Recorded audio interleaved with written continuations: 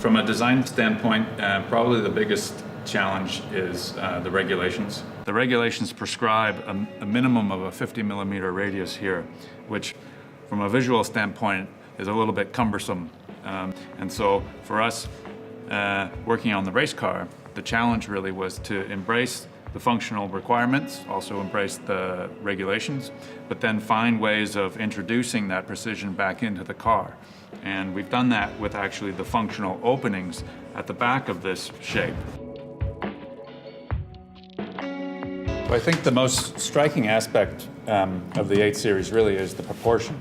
Because we have this long hood, but then we have this gentle roofline going all the way down actually to the wing.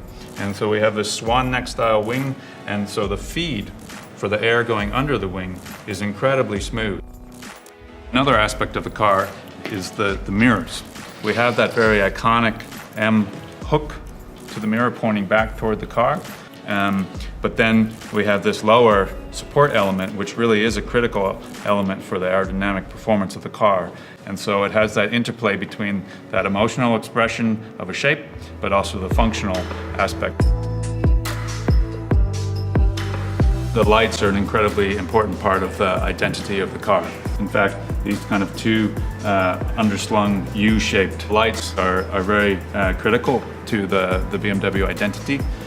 So with the corner lights, the space behind them is extremely limited. And in fact, there's a crash beam that runs across here, and there's also a support beam that comes down here. And so our shape is very much defined by those functional requirements, but it's also defined by the iconography of the production car.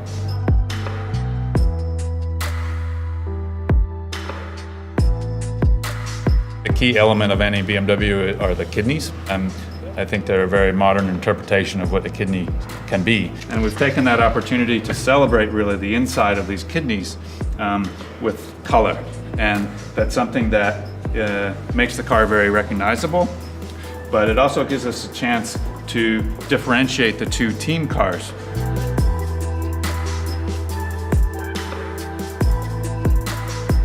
For me, the most important aspect of any livery for a race car is contrast.